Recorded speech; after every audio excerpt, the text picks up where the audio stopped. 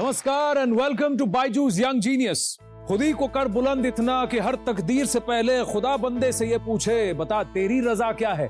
बहुत कम लोग होते हैं जो अपनी तकदीर से जिद करके अपनी काबिलियत के दम पर अपनी किस्मत बदल देते हैं और उन्हें हम जीनियस कहते हैं। आज इस मंच पर भी खेल जगत से कुछ ऐसे जिद्दी और जिगर वाले यंग जीनियस आएंगे और हमारे इस एपिसोड को एक बहुत ही खास एपिसोड बनाएंगे। Welcome to Byju's young genius season 2। Byju's young genius news 18 की एक पहल इंडिया को इंडिया के यंग जीनियसेस से मिलवाने की, ताकि उनकी असाधारण काबिलियत से पूरा देश इंस्पायर हो सके। भारत के कोने कोने से हमने ढूंढ निकाले हैं कई बेमिसाल यंग जीनियस और उनमें से सबसे खास को चुना हमारी अमेजिंग जूरी ने।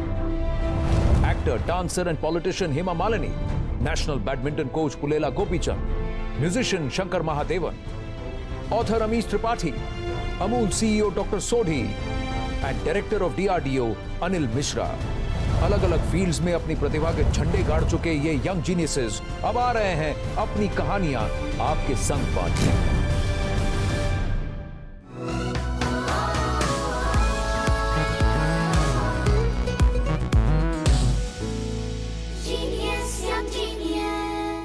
मैं हूं आनंद नरसिम्हन, इस सफर में आपका साथी और सूत्रधार।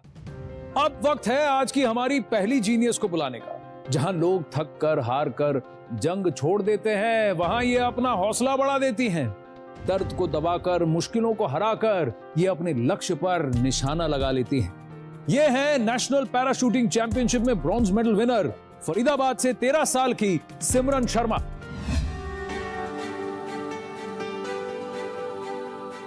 जब मैं राइफल में अपनी बुलेट लोड करती हूँ तो मुझे सिर्फ बुल्सआई दिखता है।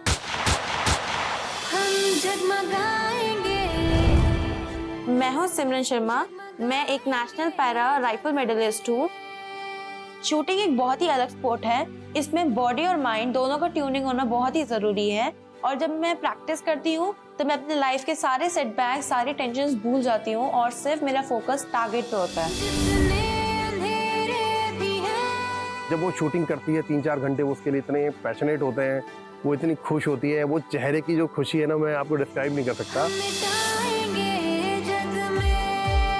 सिमरन बेसिकली शूटिंग के लिए ही बनी है। जब भी हम सिमरन को कोई टास्क देते हैं कि आप 60 शॉट चलाना है या 40 शॉट चलाना है, तो till the time she will not completed, वो कभी ये नहीं करती कि अभी मैं बंद कर दूं, सर रेस्ट हो कर लूं या मैं थक गई हूं।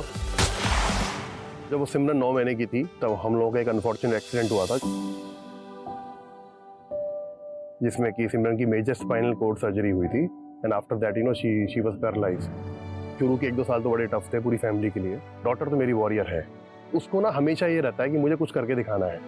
ऑल इंडिया जोनल जो होता है तो उसमें मैंने एक गोल्ड मेडल सीनियर कैटेगरी में और 2 सिल्वर मेडल्स जीते थे। जब मेरा नेशनल्स हुए थे तब मैंने एक ब्रोंज मेडल जीता था। मेरा ड्रीम है कि मैं 2024 में पेरिस पैरा ओलंपिक में इंडिया के लिए गोल्ड मेडल जीतूं।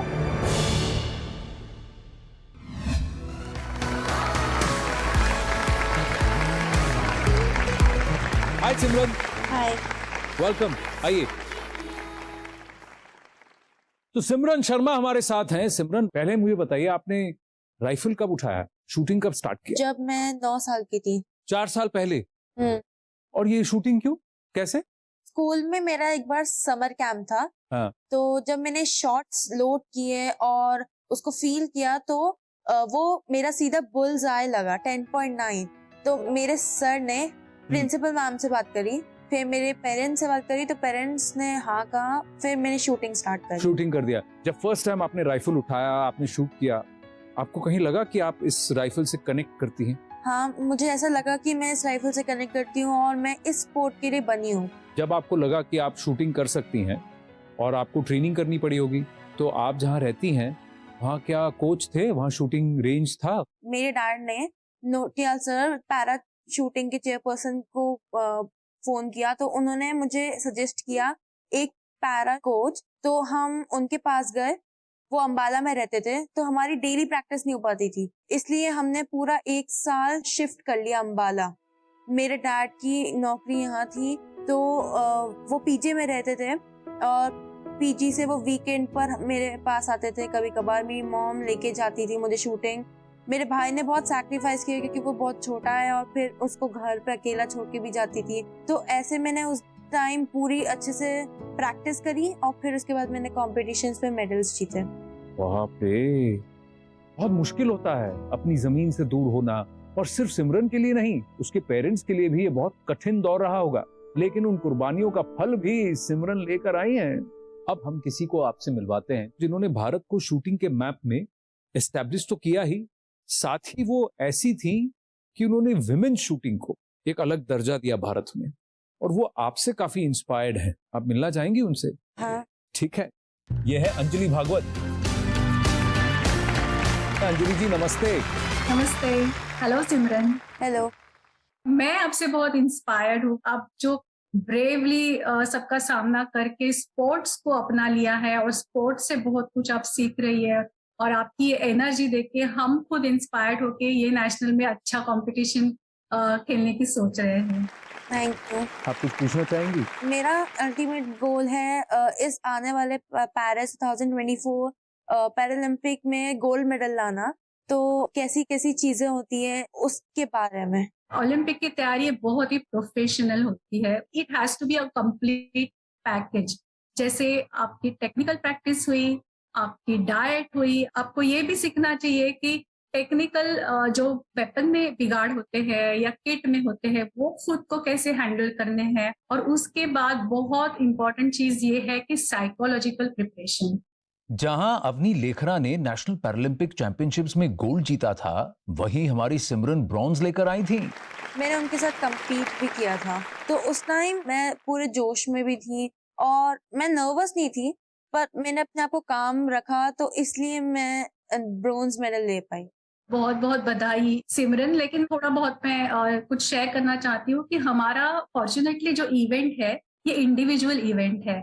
हम जब हमारे टारगेट पे फोकस करते हैं तब कोई मायने नहीं रखता कि मेरे आगे नया शूटर शूट कर रहा है या वर्ल्ड चैंपियन शूट कर रहा है। Every shot if you consider as a first shot and last opportunity, आप बहुत अच्छा शूट कर पाओगे। थैंक यू अंजलि जी, बहुत मजा आया आपसे बात कर। Thank you Simran and all the best. चलिए मैं उधर बैठता हूँ। अच्छा, शूटिंग के अलावा आप और क्या करती हैं? बहुत सारी हॉबीज है मेरी, जैसे मैं स्विमिंग करती हूँ। हाँ? स्विमिंग में मैंने स्टेट लेवल पे एक गोल्ड मेडल और एक ब्रोंज मेडल जीता है। वाव, हाँ। और मैं डांस करती हूँ। मैंने शामक दावा डांस में पार्टिसिपेट किया है 4 साल। मैंने उसमें एक ट्रॉफी भी जीती है। वाव, हाँ। और मैं पियानो बजाती हूँ, यूकेलेले भी बजाती हूँ। ऐसा कुछ है जो आप नहीं करती हैं? मुझे ऐसा लगता है कि मैं बिल्कुल नॉर्मल बॉडी जैसी हूँ, इसलिए हर चीज कर सकती हूँ मैं। वाह, आज हमारे एक खास मेहमान हैं। ये ना बच्चों में ढूंढते हैं ये जज्बा कि मैं कुछ भी कर सकता हूँ, और आज जिस स्पोर्ट में वो कोच हैं, उस स्पोर्ट में भारत का दबदबा है। Arjuna award winner, Dronacharya award winner, Padma Bhushan award से सम्मानित। बैठिए गोपी सर। हाय। गोपी सर जो हैं ये हमारे जूरी मेंबर भी हैं, और जब जूरी में ये स्क्रूटनी कर रहे थे उनको आपका प्रोफाइल बहुत खास लगा, तो पहले इनसे पूछें क्यों लगा? आई थिंक पहले तो शूटर, स्कोर्स, मेडल्स, फैंटास्टिक। इन्होंने सब कुछ किया है, painting, piano, music, dance. I think everything was fantastic. इतनी कम उम्र में इतना बड़ा achievement was something which was wonderful to see. Thank you sir. कितने सारे हैं हमारे दर्शक जो ये सोच रहे होंगे, अरे बाप रे, इतनी छोटी उम्र में इसने इतना सब कुछ कर लिया। Paris 2024, she has that in her sights. I think the para athletes have done wonderfully well, and I think each one of those medals has been an inspiration for many, and I'm sure Simran will do well in the future. आप गोपी sir से कुछ जानना चाहेंगी? मैं पूछना चाहती हूँ कि आपने जैसा ओलंपिक में बहुत सारे बच्चों को ट्रेन किया और अब आप पैरा एथलीट्स को भी कर रहे हो, आगे जाके जैसे वो लोग भी लाते हैं मेडल्स, तो आपको कैसा फील होता है? मैं जब 2000 सिडनी में गया था तो मुझे ओलंपिक में मेडल नहीं मिला, और ओलंपिक्स ऐसा होता है कि प्लेयर के लाइफ में एक बार मिस हो जाता है तो मिस हो जाता है। मुझे उस दिन का दुख बहुत है कि मैंने मेडल नहीं जीता, पर मुझे उसका दुख को कम करने के लिए या मिटाने के लिए एक ही जरिया है कि मैं अपने बच्चों को ऐसा तैयार करूं जो ओलंपिक मेडल जीते। तो बहुत सही बात कह रहे हैं आप गोपी सर। लेकिन मैं आपसे जानना चाहूंगा, ये जो राइफल है जिसका प्रयोग आप करती हैं, जिस पे आप इतनी माहिर हैं, इसको क्या कहते हैं? मेरी राइफल LG 400 वॉल्थर और वो जर्मनी से आई है। वो 5 किलो और 5.5 की है। और जो मैं 50 मीटर की राइफल उठाती हूँ वो कम से कम 8 किलो है। और इसमें आप कितने घंटे प्रैक्टिस करती हैं? 3-4 घंटे। आप अपना राइफल लाई हैं? हाँ। हमको थोड़ा दिखाएंगी, होल्ड करना मुझे सिखाएंगी, सर को भी सिखाएंगी? हाँ। आइए जरा लेकर आइए। ये जो राइफल है ये लोडेड नहीं है, खाली राइफल है। आप मुझे बताइए इसको होल्ड कैसे करते हैं? तो ये ऐसे होल्ड करके ऐसे एम करना है। गोपी सर आप ट्राई करेंगे? क्या हो? अच्छा वो रेस्ट है शोल्डर पे। It's heavy, no? अच्छा एक काम करते हैं, ये राइफल तो हम नहीं यूज कर सकते, हमने एक और राइफल का जुगाड़ किया है यहाँ पर। हाँ। उस राइफल से आप हमें बस एम करना सिखाएंगी? हाँ। चलिए लेकर आइए। तो ये देखिए मेले वाली राइफल है, ये फेक है, इसमें मूंग दाल डाल रहे हैं हम और कुछ नहीं। अब मुझे बताइए तो आप कहाँ शूट करने वाली हैं Simran? 5th row. First okay, column.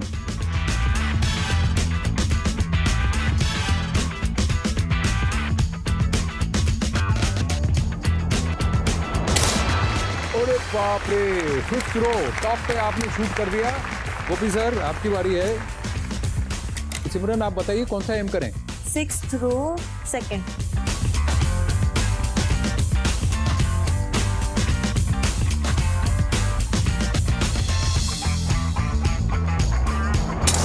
अरे वाह, 6th कॉलम तो पकड़ लिया आपने। गोपी सर ये एक शूटिंग वूटिंग भी आप कर रहे हैं क्या? नहीं, कोई प्राइज मिल जाएगा क्या? अरे आप देखो मेरा कच्चा नींबू, मैं क्या करूं?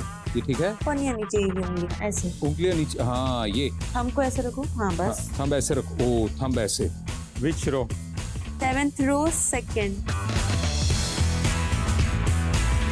यार ये स्टेडी नहीं हो रहा।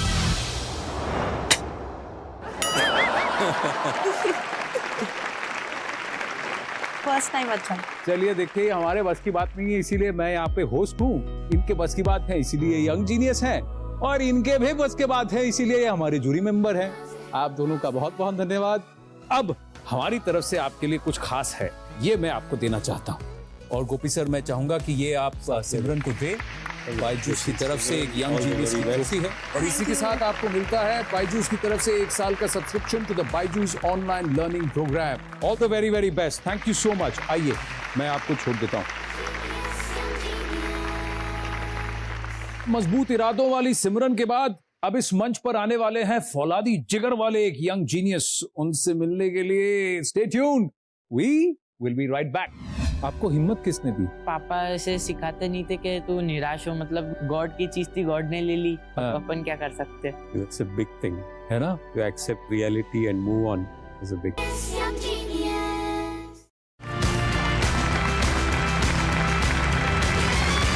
Welcome back to Byju's young genius, जो अपने जुनून से संभव और असंभव के बीच का फर्क मिटा दे, जो अपनी इच्छा शक्ति से किस्मत को बदल कर दिखा दे।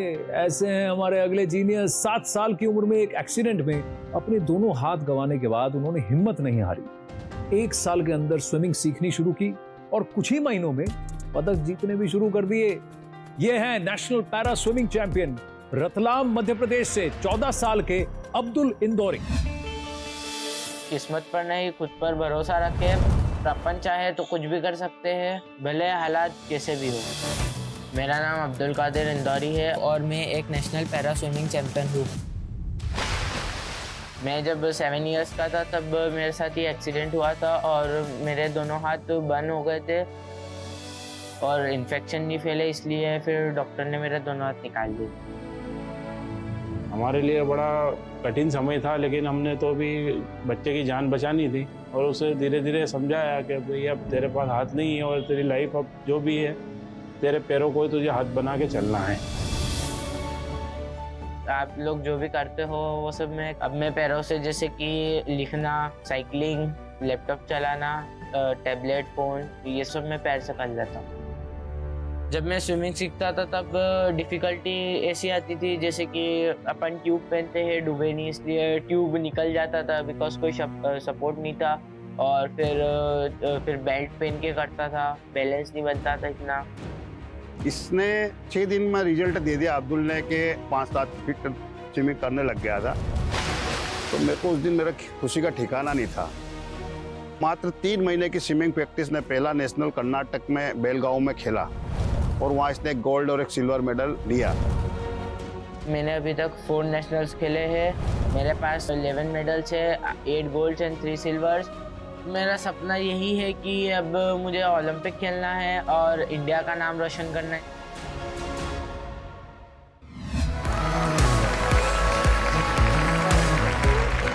क्या हीरो है यार। आइए बैठिए। कमाल है यार, 3 महीने के अंदर आपने मेडल जीत लिया। यस, कैसे किया भाई? प्रैक्टिस।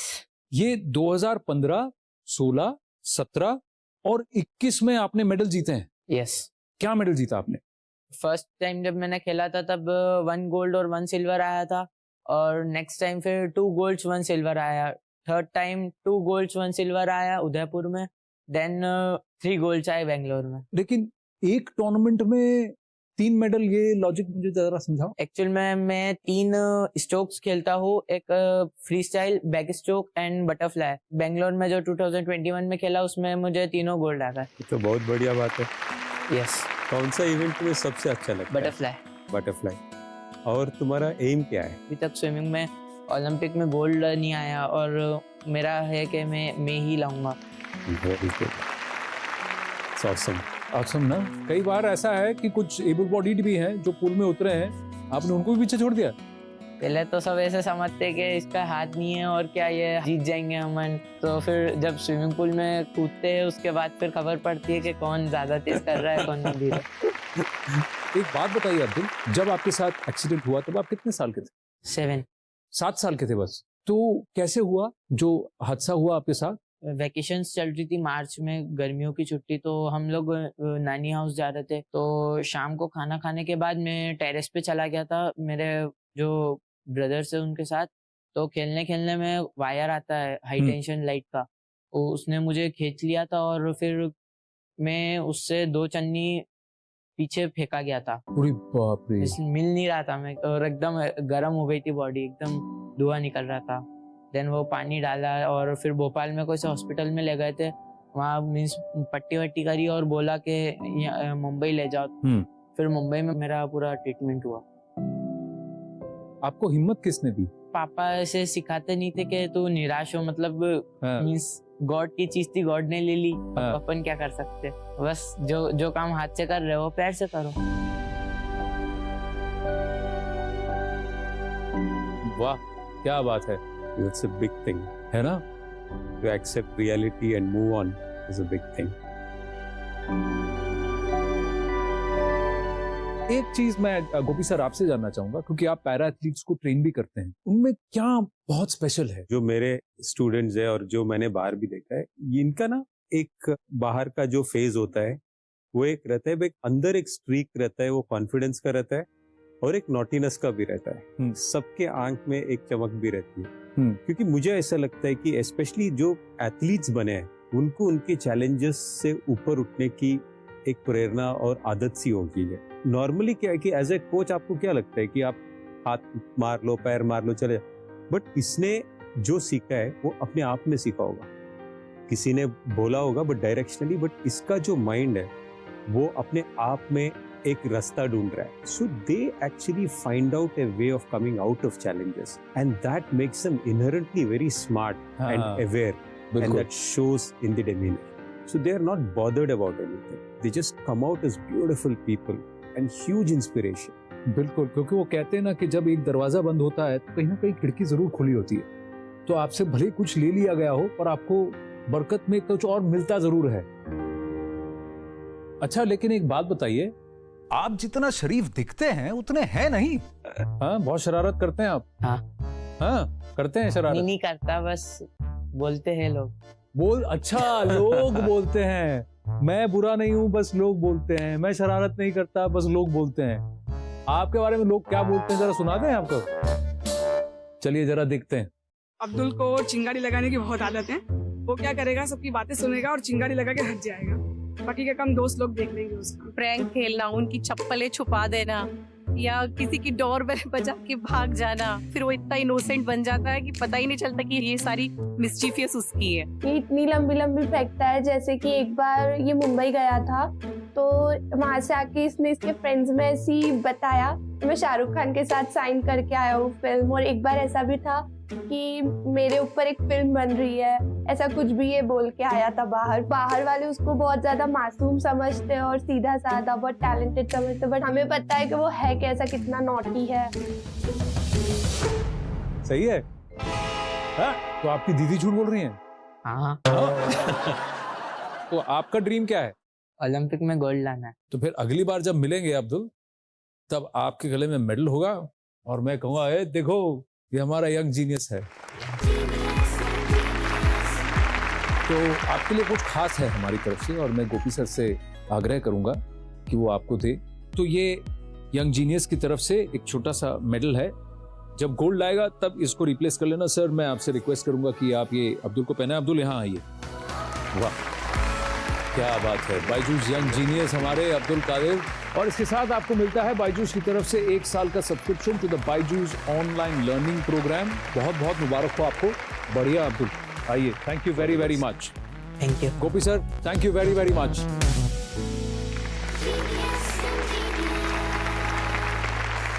जो नहीं हो सकता ये करके दिखाते हैं। जिंदगी काटना नहीं, जिंदगी जीना सिखाते हैं हमें। जिंदगी के, जिंदा दिली के और कई रूप सिखाने फिर कुछ यंग जीनियसेस आएंगे अगले एपिसोड में। तब तक के लिए जिंदगी की किताब में कुछ नया लिखिए, हमारे जीनियसेस जैसा कुछ आप भी कीजिए। नमस्ते।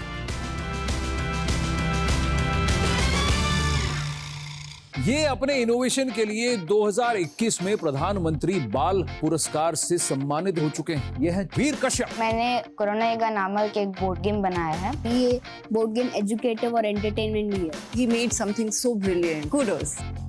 पढ़ाई के बड़े बड़े माइलस्टोन्स को छोटी सी उम्र में पार करती ये है तनिष्का सुजीत। 1 साल हमारा गवर्नमेंट में परमिशन लेने में निकल गया था, नहीं तो मैं 10 इयर्स की एज में 10 कर लेती। I feel so proud that I belong to a country where we have intelligence and talent like these.